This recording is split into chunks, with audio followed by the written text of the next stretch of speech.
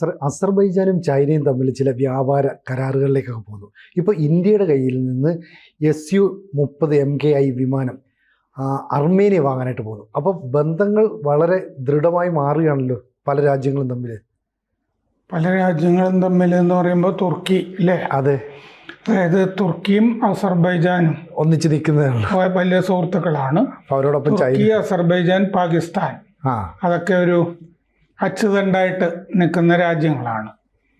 അപ്പോൾ അതിൻ്റെ കൂട്ടത്തിൽ ചിലപ്പോൾ ഇറാനും ഒക്കെ വരാറുണ്ട്. അപ്പോൾ അസർബൈജാനും അർമീനിയയും രണ്ട് അയൽ രാജ്യങ്ങൾ അവർ വളരെ വർഷങ്ങളായിട്ട് സംഘർഷത്തിലാണ്. 2020 നഗാർണോ കാരബാഖ് മേഖല സംബന്ധിച്ച് യുദ്ധം നടന്നു അവർ തമ്മിൽ. പക്ഷെ അതിൽ ജയിച്ചത് അസർബൈജാനാണ്. തുർക്കിയുടെ ആയുധങ്ങൾ, പ്രത്യേകിച്ച് ബറാക്ടർ ഡ്രോണുകൾ അവിടെ നന്നായി പ്രയോഗിച്ച ഒരു സ്ഥലമാണത്. അപ്പോൾ അർമീനിയക്ക് ആയുധം വേണം. അർമീനിയ മുമ്പ് ആശ്രയിച്ചിരുന്നത് റഷ്യയാണ്. റഷ്യ യുക്രൈൻ യുദ്ധത്തിൽ പെട്ടുപോയതുകൊണ്ട് സമയത്തിന് റഷ്യയിൽ നിന്ന് ആയുധമൊന്നും കിട്ടില്ല. അങ്ങനെയാണ് അർമീനിയ ഇന്ത്യയിലേക്ക് വരുന്നത്. ഇപ്പം ഈ അർമീനിയ വളരെ ഹാപ്പിയാണ്. തുടർന്ന് അസർബൈജാനെതിരെ നന്നായിട്ട് പ്രയോഗിക്കാൻ പറ്റിയിട്ടുണ്ട് അവർക്ക് നമ്മുടെ ആയുധങ്ങളൊക്കെ. അപ്പോൾ അസർബൈജാൻ ചൈനയുടെ കയ്യിൽ നിന്ന് JF-17 യുദ്ധവിമാനം വാങ്ങിയപ്പോൾ അവർക്ക് ഒരു ഫലപ്രദമായ വിമാനം വേണം.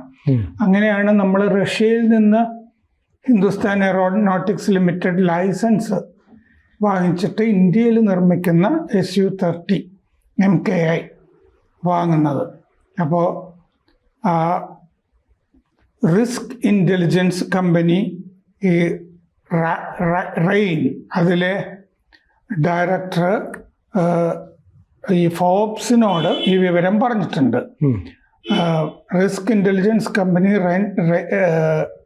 റെയിനിലെ RNE അതിലെ അനാലിസിസ് ഡയറക്ടർ ഫോബ്സ് മാഗസിൻ ഇല്ലേ, അതിനോട് പറഞ്ഞിട്ടുണ്ട് ഈ Su-30 ഇന്ത്യയിൽ നിന്നാണ് അർമീനിയ വാങ്ങുക. അല്ലാതെ ഇന്ത്യ വെളിപ്പെടുത്തിയതോ അർമീനിയ വെളിപ്പെടുത്തിയതോ അല്ല. ഒരു റിസ്ക് അനാലിസിസ് ഫേമിൻ്റെ ഡയറക്ടർ സാം ലിക്റ്റൻസ്റ്റീൻ ഫോബ്സിനോട് പറഞ്ഞ വിവരമാണിത്. ഇന്ത്യ നിർമ്മിതം ആണ്, മൾട്ടി റോൾ ഫൈറ്റർ പ്ലെയിനാണ്. റഫാലിനേക്കാൾ വില കുറവാണ്. അതുകൊണ്ട് റഫാലൊന്നും വാങ്ങിക്കാനായിട്ട് അർമേനിയയുടെ കയ്യിൽ പണമില്ല. അതുകൊണ്ട് ഇന്ത്യയിൽ നിന്ന് Su-30 MKI അത് യുദ്ധത്തിലുമൊക്കെ കഴിവ് തെളിയിച്ച് കഴിഞ്ഞതാണല്ലോ. 2020 ആദ്യം മുതൽ അർമീനിയായിട്ട് നമുക്ക് ആയുധ കച്ചവടമുണ്ട്. നമ്മൾ അർമീനിയക്ക് Su-30 SM വിമാനത്തിൻ്റെ ഒരു ഫ്ലീറ്റ് ഉണ്ട്. 4 വിമാനങ്ങൾ ഉണ്ട് അവർക്ക് ഇതിന് മുമ്പത്തെ. അപ്പോൾ അത് അപ്ഗ്രേഡ് ചെയ്യണമെന്ന് അവർക്ക് ആഗ്രഹമുണ്ട്. അതും ഇന്ത്യ ചെയ്ത് കൊടുത്താൽ കൊള്ളാം എന്നവർക്ക് ആഗ്രഹമുണ്ട്. അസർബൈജാൻ JF-17 Block 3 വിമാനങ്ങളാണ് വാങ്ങിയത് ചൈനയിൽ നിന്ന്. അപ്പോൾ പാകിസ്ഥാനും ചൈനയും കൂടി സംയുക്തമായിട്ട് നിർമ്മിക്കുന്ന വിമാനമാണ് JF-17 Block 3. രണ്ടുപേരും കൂടി ഈ ടെക്നോളജിയൊക്കെ ഷെയർ ചെയ്ത് നിർമ്മിക്കുന്നതാണ്. അപ്പോൾ ഒരു സംയുക്ത ഉൽപ്പന്നമാണത്. ചൈനയുടെയും പാകിസ്ഥാൻ്റെയും അസർബൈജാൻ മേടിച്ചിരിക്കുന്നത്. അർമീനിയക്ക് 4 Su-30 SM മുൻപത്തത് ആണുള്ളത്. അത് 2019 റഷ്യ കൊടുത്തതാണ്. Su-30 SM ഫ്ലാങ്കർ വിമാനങ്ങൾ 4 ഉള്ളൂ. JF-17 ചൈനീസ് AESA റഡാർ ഉണ്ട്. PL-15 മിസൈലും വഹിക്കുന്നതാണ്. 2020 നഗാർണോ കാരബാഖ് വിജയം കാരണം ആണ് ഈ അർമേനിയ വിജയിച്ചത് അസർബൈജാൻ. അപ്പോൾ അർമേനിയ കൂടുതൽ ആയുധങ്ങൾ പിന്നെയാണ് വാങ്ങിക്കാൻ തുടങ്ങിയത്. ഇത് ഇരട്ട എഞ്ചിൻ ഉള്ള വിമാനമാണ്. ഒരെണ്ണത്തിന് $200 മില്യൺ വരും. 1713 കോടി രൂപ ഒരെണ്ണത്തിന്. ഒരു വിമാനത്തിന് 1713 കോടി രൂപ.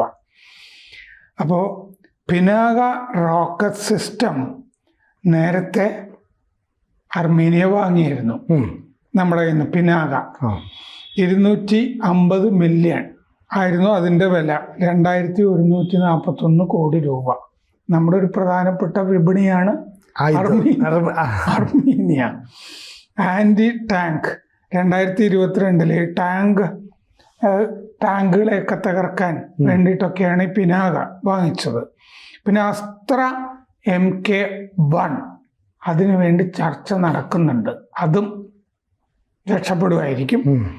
പിന്നെ ബ്രഹ്മോസ് സൂപ്പർസോണിക് ക്രൂസ് അതിനു വേണ്ടിയിട്ടും, ക്രൂസ് മിസൈലിന് അതിനു വേണ്ടിയിട്ടും അർമീനിയ താല്പര്യം പ്രകടിപ്പിച്ചിട്ടുണ്ട്, അസ്ത്രയ്ക്കും ബ്രഹ്മോസിനും.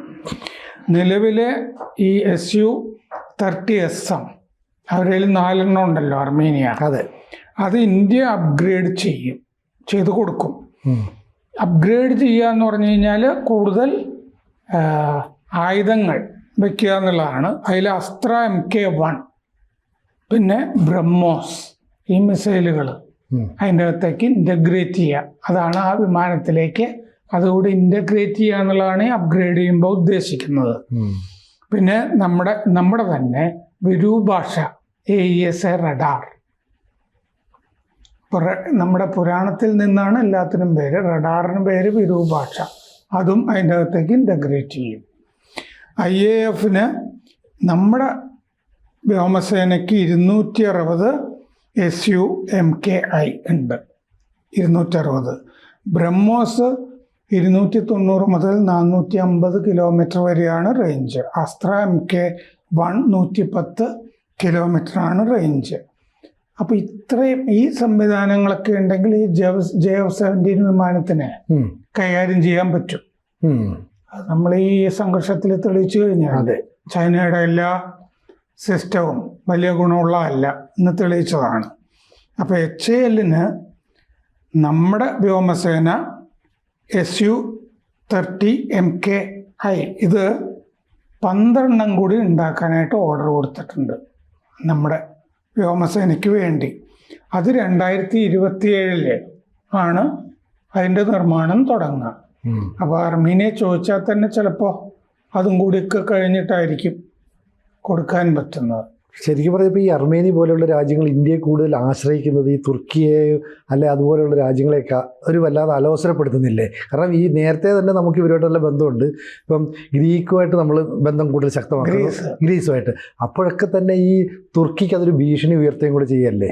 അല്ല, തുർക്കിയുടെ ഡിസൈൻ എന്ന് പറയുന്നത് മറ്റേ ഇസ്ലാമിക ചേരി, അത് വേറൊരു ചേരി രൂപപ്പെടുത്തുക എന്നുള്ളത്. സൗദിക്ക് ബദലായിട്ടുള്ള ഒരു ചേരി. ആ ചേരിയിൽ ഇന്തോനേഷ്യ, മലേഷ്യ, പാകിസ്ഥാൻ, അസർബൈജാൻ ഇങ്ങനത്തെ രാജ്യങ്ങളൊക്കെയാണ്. എന്നിട്ട് സുൽത്താനാവുക അല്ലേ, ഖിലാഫത്ത് രൂപീകരിക്കുക, ഖലീഫയാകുക, ഇതൊക്കെയാണ് ഉദ്ദേശം. ഈ പറഞ്ഞ പോലെ അലോസരപ്പെടുത്തുമെന്ന് വെച്ച് കഴിഞ്ഞാൽ ഉവ്വല്ലോ. കാരണം പാകിസ്ഥാനും അസർബൈജാനുമാണ് തുർക്കി. അല്ലാതെ പിന്നെ കശ്മീർ പ്രശ്നം ഇടയ്ക്കിടയ്ക്ക് ചർച്ച ചെയ്തുകൊണ്ടിരിക്കുന്നത്. അത് UN ചർച്ച വേണം, ഹിതപരിശോധന നടത്തണം, ഇങ്ങനത്തെ വർത്തമാനങ്ങൾ പറഞ്ഞുകൊണ്ടിരിക്കും. എർദോഗൻ അടുത്ത കാലത്ത് 2 മാസം മുമ്പ് പാകിസ്ഥാനിൽ വന്നപ്പോഴും സംയുക്ത പാർലമെന്റ് സമ്മേളനത്തിനെ അഭിസംബോധന ചെയ്തിട്ട് ഈ കശ്മീർ വിഷയം എടുത്തിട്ടിരുന്നു. അപ്പോൾ തുർക്കി സ്ഥിരമായിട്ട് ഇത് പറയുന്നുണ്ട്. പക്ഷെ തുർക്കിയും പാകിസ്ഥാനുമായിട്ട് 30 കൊല്ലത്തെ ബന്ധമുണ്ട്. അവർ തമ്മിലൊരു ദൃഢമായ ഇസ്ലാമിക രാജ്യ ബന്ധം കിടപ്പുണ്ട്. നമുക്കാണെങ്കിൽ തുർക്കിയുമായിട്ട് കച്ചവടം നിർത്താൻ പറ്റില്ല. എന്തുകൊണ്ടാണെന്ന് വെച്ച് കഴിഞ്ഞാൽ ട്രേഡ് സർപ്ലസാണ്. ട്രേഡ് സർപ്ലസ് എന്ന് പറഞ്ഞാൽ നമ്മൾ ഇറക്കുമതി ചെയ്യുന്നത് സാധനങ്ങൾ കുറവ്, കയറ്റുമതി ചെയ്യുന്ന സാധനങ്ങളാണ് കൂടുതൽ തുർക്കിയിലോട്ട്. തുർക്കി നമ്മുടെ കയ്യിൽ നിന്ന് കൂടുതൽ സാധനം മേടിച്ചിട്ട് നമുക്ക് കൂടുതൽ പൈസ തരാനുള്ള ഈ ട്രേഡ് സർപ്ലസിൽ നിൽക്കുകയാണ്. അതുകൊണ്ട് ആ കച്ചവടം വീണ്ടും തുടർന്നുകൊണ്ടിരുന്നാലേ അത് എക്സ്പോർട്ടും ഇമ്പോർട്ടും തമ്മിൽ ശരിയായിട്ട് പോകണമല്ലോ.